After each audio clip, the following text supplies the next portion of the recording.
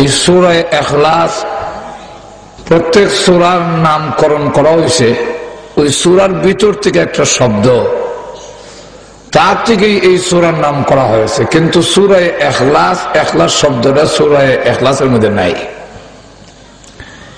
ইখলাস শব্দের অর্থ হলো পিওর, খাঁটি, খালিস।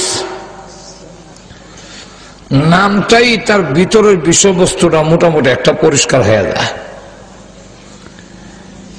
নামেরও একটা প্রভাব আছে।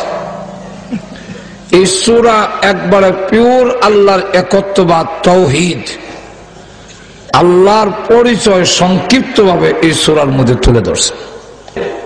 এই সময় জিবরাইল গিয়ে বলল, ইয়া রাসূলুল্লাহ, আপনার একজন সাহাবী মুআবিয়া ইবনে মুআবিয়া ইন্তেকাল করেছেন, তার জানাজা পড়াবার জন্য মহান আল্লাহ আপনাকে হুকুম দিয়েছে।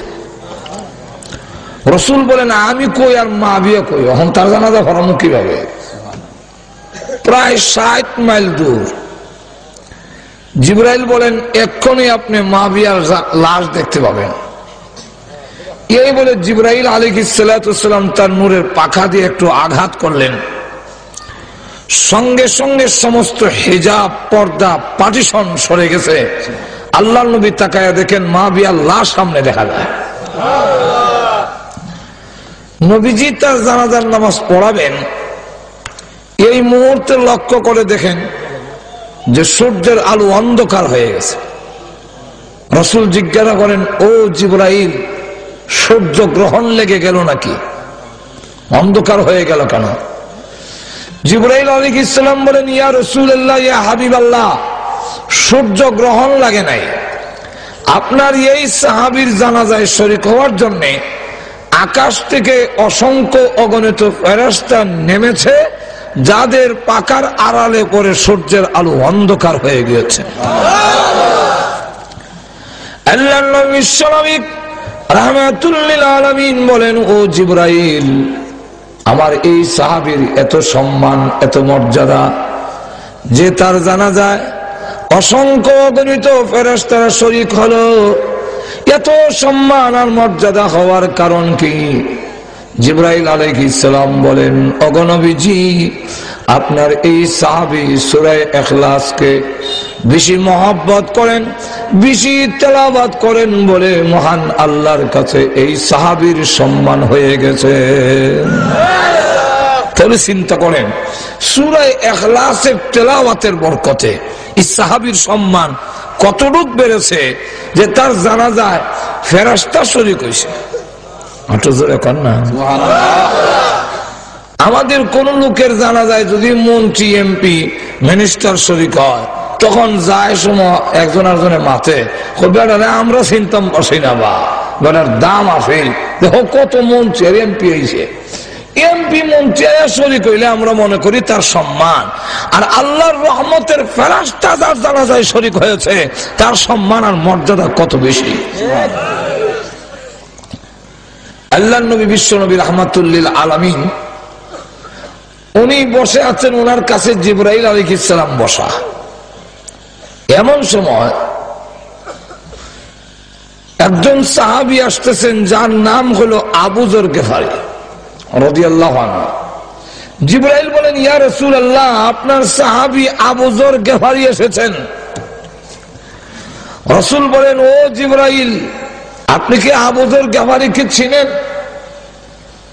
জিবরাইল আলাইহিস সালাম বলেন, ওগো নবীজি, শুধু আমি নই, আসমানের যত ফেরেশতা আছে সকল ফেরেশতা আপনার এই সাহাবীকে চিনেন এবং সম্মান করেন। আল্লাহর নবী বিশ্বনবী রাহমাতুল লিল আলামিন বলেন, জিবরাইল, আমার এই সাহাবীর এত সম্মান, এত মর্যাদা যে ফেরেশতারা সকলেই তাকে চিনে। আমাদের বাদগাঁওই দেখা যায় একজন আরেকজনকে চিনে না, যেরকম ঠিক নেই।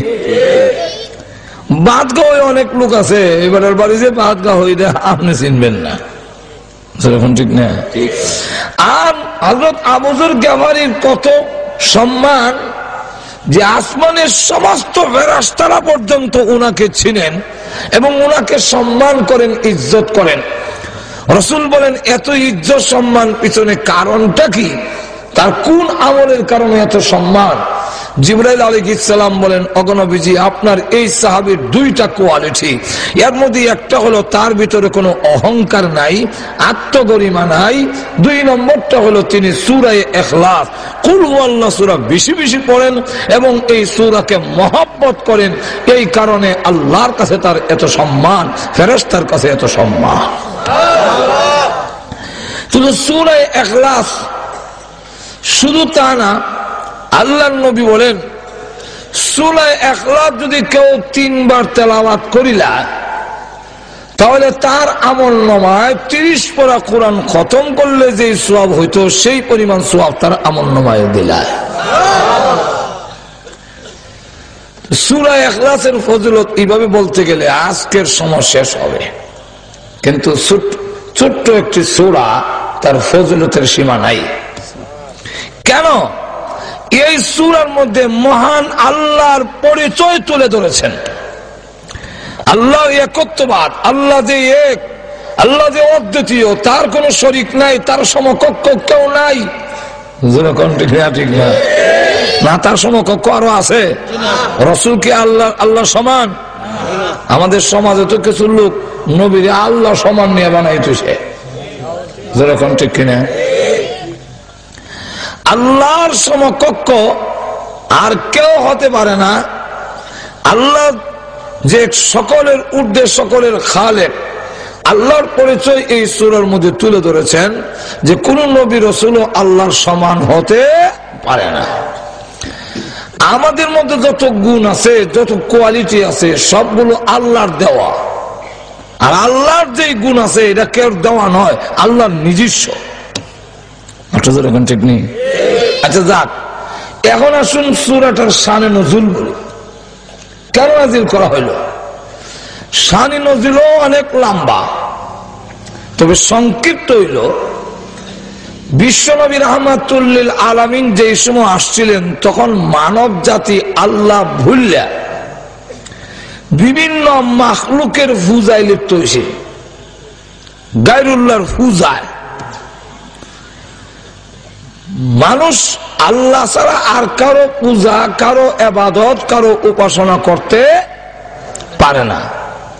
কিন্তু মানুষ হইয়া বিভিন্ন বস্তুর পূজা, এর মধ্যে একটা হইল মূর্তি, মূর্তির পূজায় লিপ্ত হয়ে গিয়েছিল।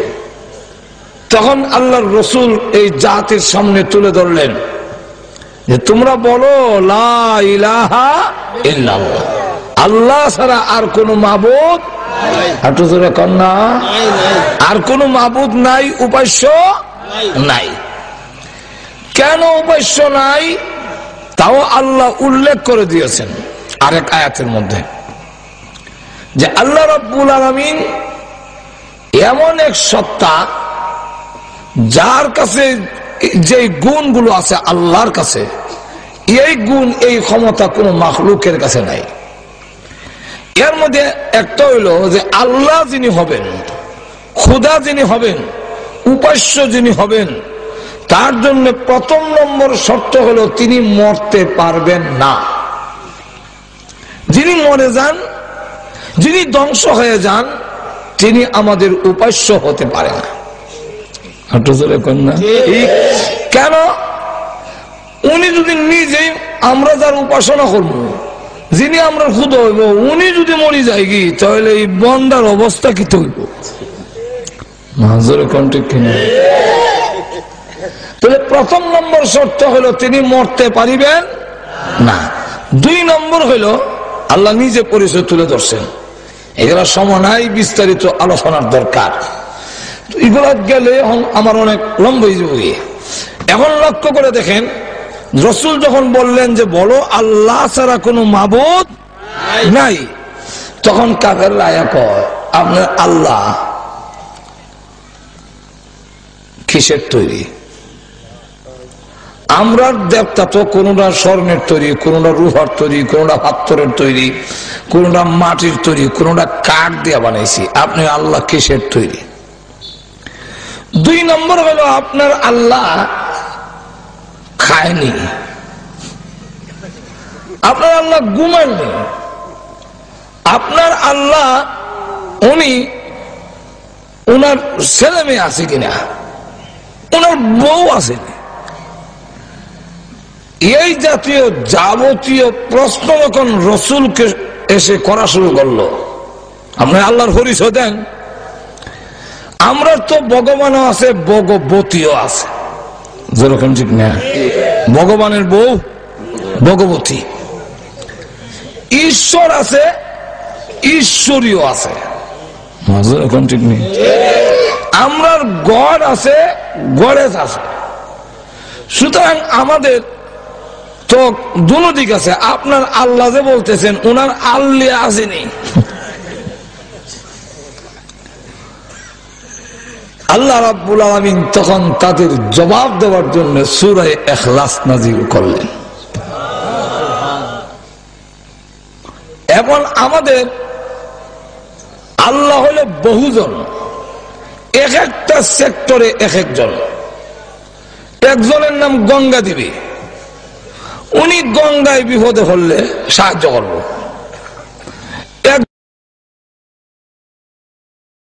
একজন হলো শিক্ষা দেবী, শিক্ষাও লেখাপড়ার লেগে গেলে ওনার কাছে যাইতে। আরেকজন হলো লক্ষ্মী দেবী, ও লক্ষ্মীর থেকে ফিরে ফেললে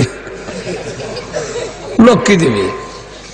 এইভাবে এক একটা সেক্টরে এক একজন ফিট করিয়া, শুধু কাবাগরের মধ্যে 360টা মূর্তি আছে, তারা 33 কোটি দেব দেবীর পূজারী। সকলে মিললেও তারা সমস্যার সমাধান করতে পারে না। কেমনে পারবো? এটা তো একটাও জিতা হই না, আছে পারবো কেমনে? মূর্তিগুলো কি জিতা না মরা? আল্লাহ নিজে বলে আমওয়াতুন গায়রু আহিয়া,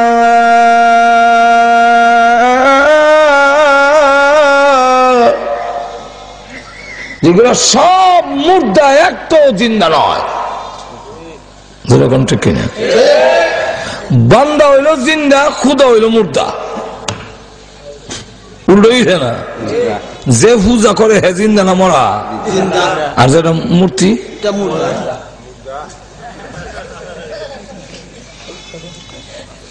এমন দুর্বল, তার নিজের খাবারটা রক্ষা করতে পারে না, তাহলে তোমরার উপরে ঠাডা হলে ফিরাইব কেমনে? যেরকম ঠিক কিনা? ঠাডা তো বড় এক গজব করবো। মাছি ডাইলে এটা একটু তাওয়া দিল, এটা চাটনি হয়ে যায়।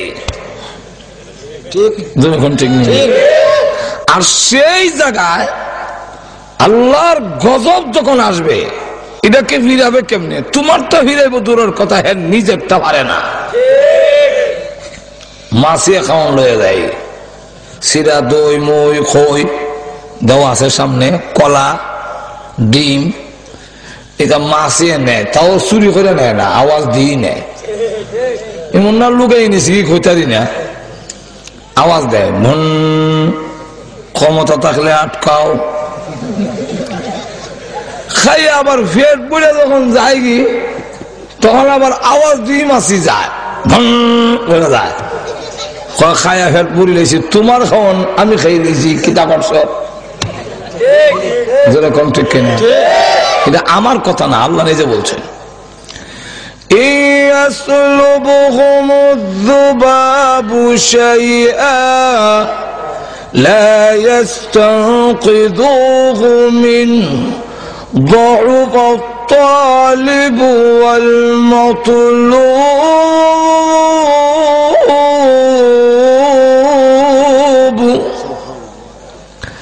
মাছিয়ে খাওয়ান লইয়া যায়।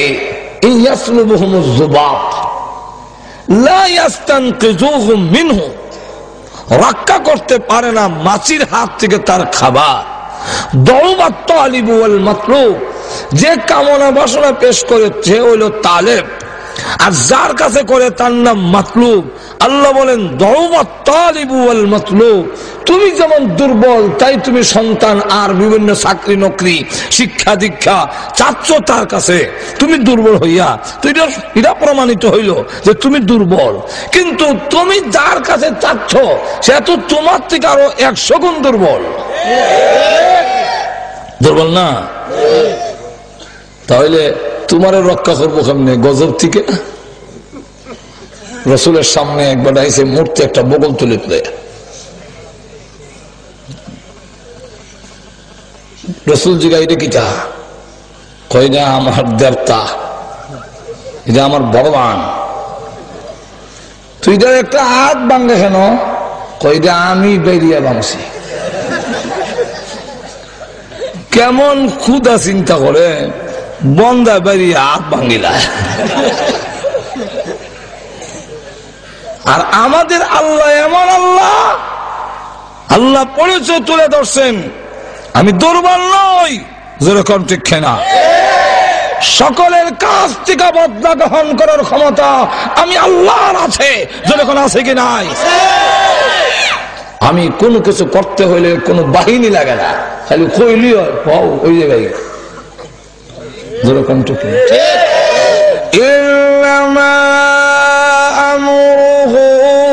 إذا أراد شيئا أن يقول له كن فيكون।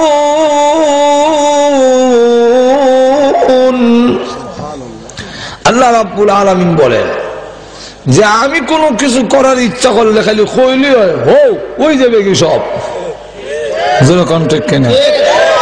জানা হইতেছে না মেহরবানি কইরা একটু আগাইলে আরেক বাইরে যদি মজলিসে জায়গা দেন, আল্লাহ বলেন আমি তোমাদের জায়গা বড় করে দিব। সুতরাং আপনারা চাইননি ব্যস্ত হাসরের মাঠে জায়গা বড় হোক, এটা চাইননি আপনারা? তো চাইলে জায়গা লড়েন, যে লড়তো না বোঝা যায় হ্যাঁ চায় না।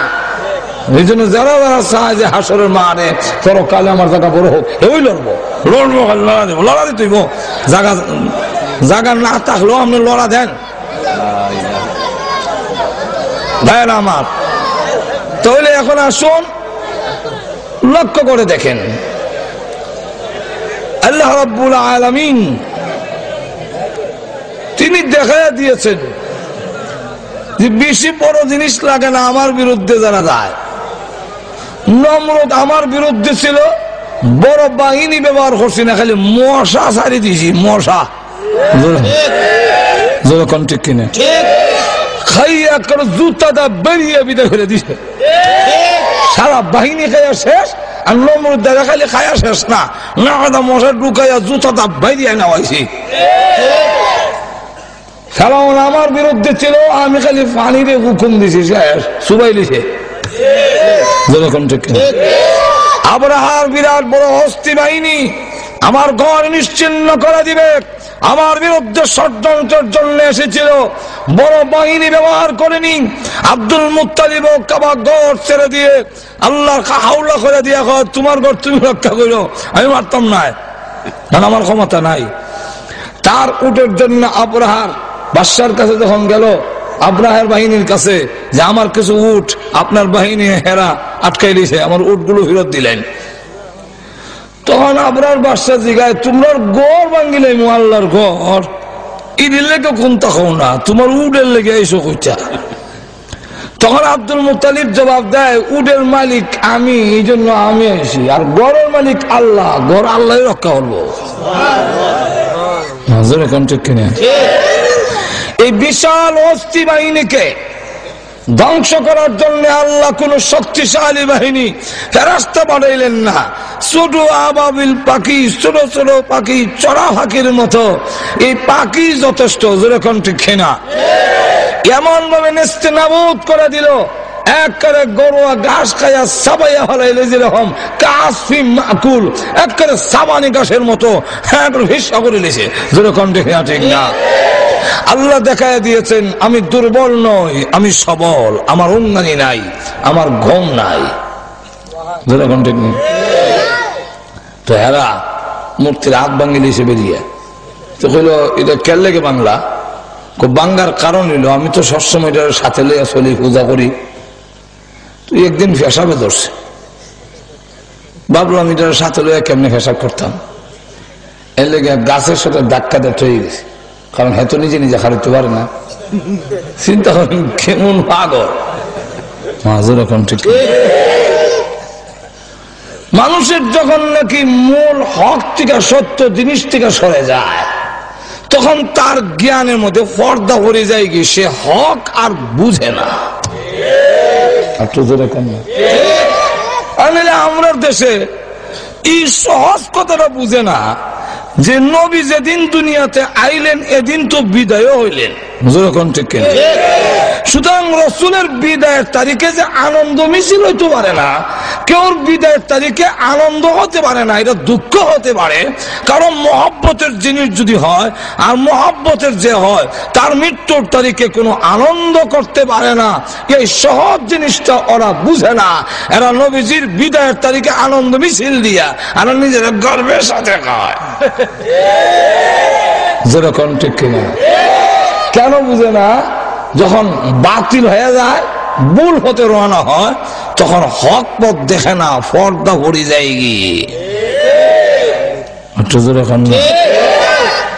হক দেখেই না, এটা আমার কথা না, আল্লাহ কোরআনে বলছেন। এরা বুঝাইলে দেখে না কেন? হক বুঝে না কেন? সব বুঝে। আল্লাহ বলেন ختم الله على قلوبهم وعلى سمعهم وعلى أبصارهم غشاوة। আল্লাহ রাব্বুল আলামিন বলেন যে তার চোখের সামনে ওয়ালা আবসারিহিম গিশাওয়া, পর্দা পড়ে যায়। এরা আর হক জিনিস وجعلنا من بين أيديهم سدا ومن خلفهم سدا فأغشيناهم فهم لا يبصرون। তার অবস্থা কি হয়? ওয়াজআলনা মিন বাইনি আইদিহিম সাদ্দা, তারা সামনে দেওয়াল, ওয়া মিন খালফিহিম সাদ্দা, পিছনের দিকেও তারা দেওয়াল।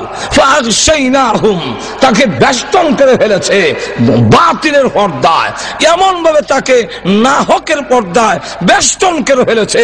ফাগশাইনাহুম ফাহুম লা ইউবসিরুন, এরা আর সত্য জিনিস দেখে না, দেখে না যে এরকম না। ফাগশাইনাহুম ফাহুম লা ইউবসিরুন, আল্লাহ বলেন দেখে না। তো দেখে না বলতে এবারের বউ কি দেখে না, এবারের ব্যবসা বাণিজ্য দেখে না, এবারের হুয়াহুরি দেখে না, সবত্ব দেখতেছে, দেখে না কেমনে? আগশাইনাহুম ফাহুম লা ইউবসিরুন, এই লা ইউবসিরুনের অর্থ হইল এরা সত্য জিনিস আর দেখে না। যাক, এখন ভাবতর দিয়ে করছে কি তা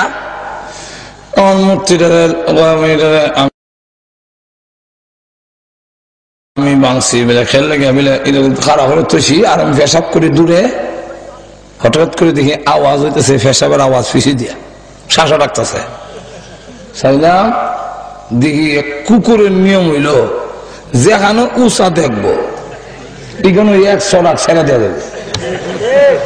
লক্ষ্য করে দেখেন কুত্তা ধরে ধরে রাস্তাটা যায়, আর যেমনি গাছ দেয় এমনি উঙ্গে উঙ্গে আবার ধরে যায়। আবার গিয়ে যখন খেরের টাল দেখছে, তো টালটা দেখে উষা এমনি আবার মাধ্যমে আবার সারে।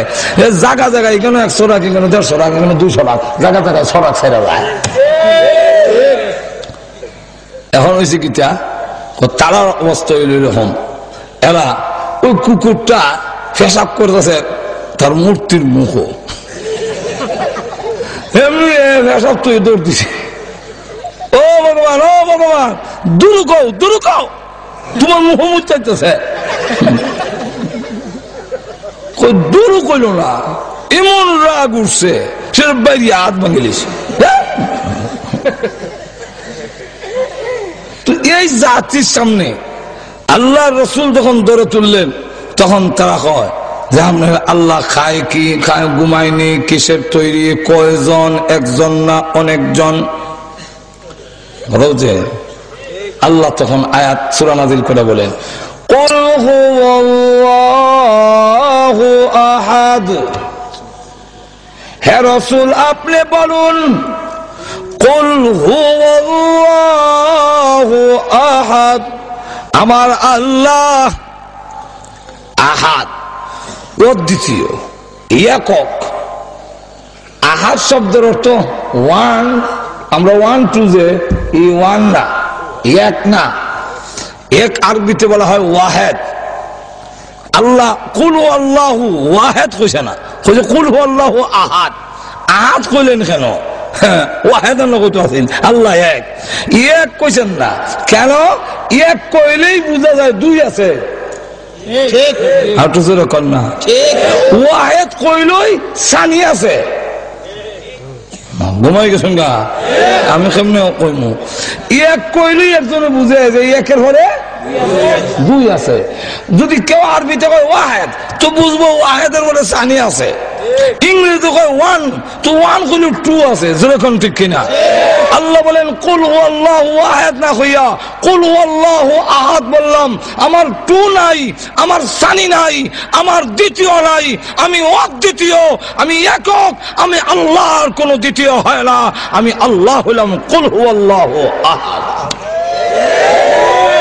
আমি আল্লাহ এক, এক না, একক, অদ্বিতীয়, যার কোন দ্বিতীয় নাই, দুই নাই, একই আল্লাহ। এখন এই পরিচয় দিতে গেলে অনেক লম্বা সময় লাগবে।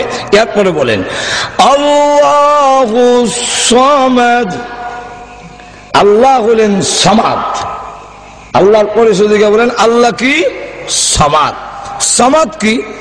সামাদের বাংলা অর্থ মানে সহজ তর্জমাটা হইল ও মুকাফিকি, বেনিয়াজ। ফার্সিতে বা উর্দুতে হয় বে নিয়াজ, বাংলা হয় ও মুকাফিকি।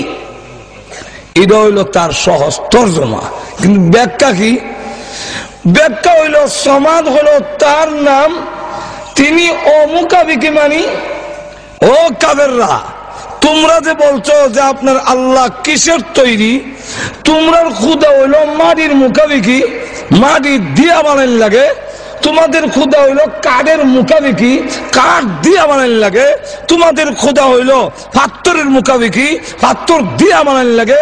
তোমাদের খুদা হইল রূপার মুখাবিকি, রূপা দিয়া বানাইতে হয়।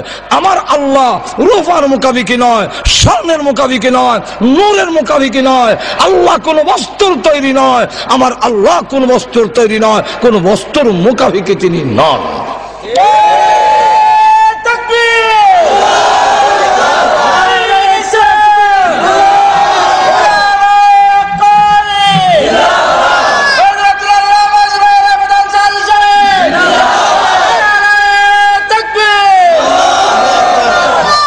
দুই নম্বর হলো কুল হুয়াল্লাহু আহাদ আল্লাহুস সামাদ।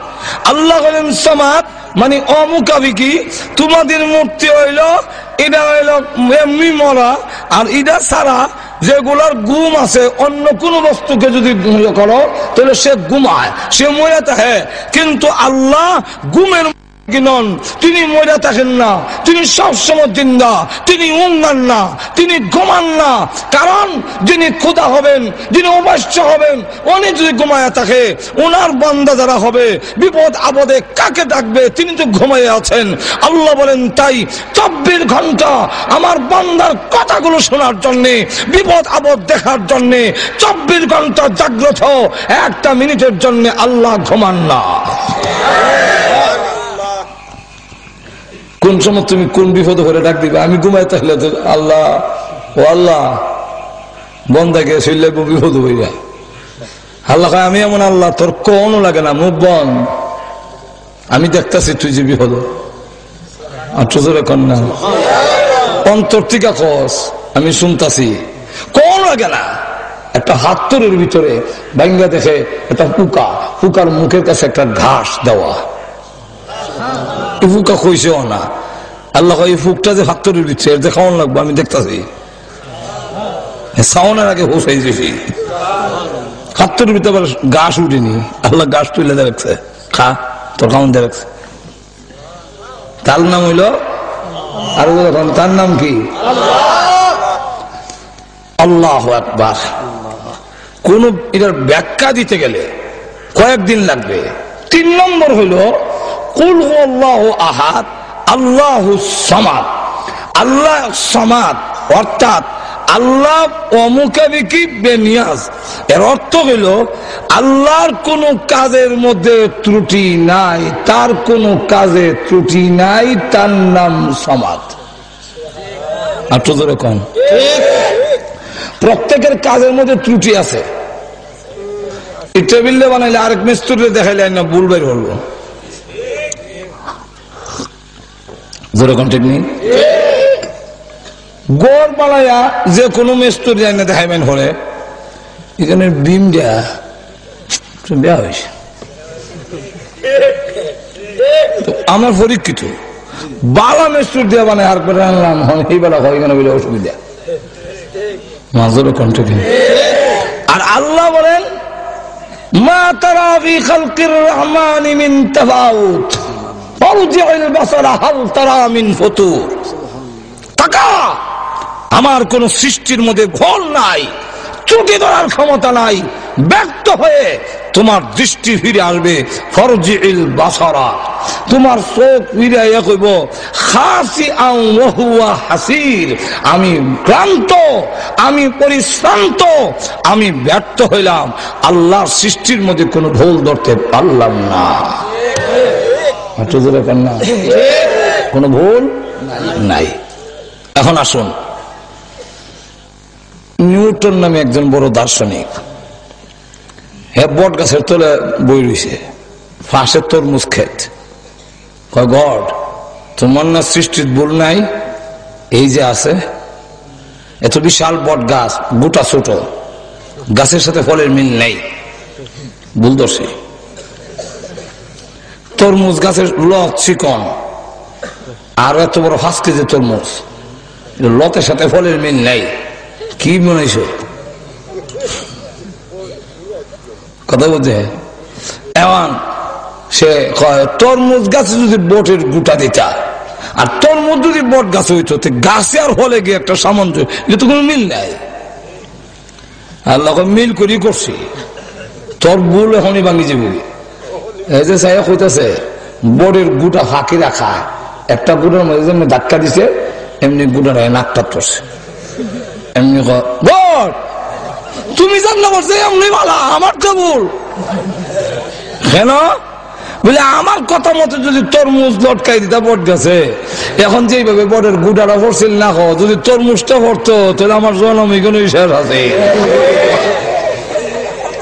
যেরকম ঠিক কিনা? তাই ঘর তোমার আসলে ত্রুটি নেই, তুমি তো বুঝি লাগাইছো, আমরা লাগাই দিলাম, হইলে তরমুজ নিয়ে ফিট করে দিলাম কেন? আর মানুষের তালু থইলে কত মানুষের মূল্য হইলে, যেরকম ঠিক না ঠিক না?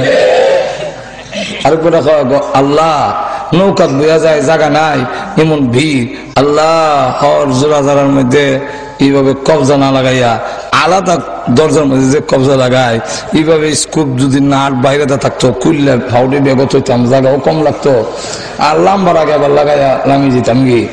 আল্লাহ রাখ, আমার সৃষ্টির মধ্যে ভুল ধরতে গেছো, যা তো সৃষ্টির মধ্যে ভুল ধরতে গিয়া নৌকাটা মাঝখানে গিয়ে ডুবে গেছে গিয়ে, বিলের মাঝখানে গিয়া।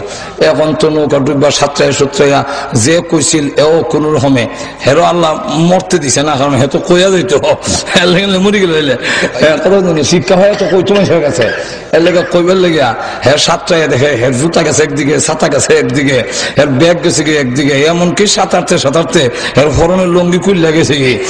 এখন ভাড়ের কাছে আয়া কোন আল্লাহ আমি মাফ চাই, তুমি যেমন করছো এমনি বালা, আমার কথা মতে নাট বল্টু যদি বাড়িতে থাকতো আর খুললে ব্যাগের মধ্যে হাও তৈতাম, এখন আমার ব্যাগ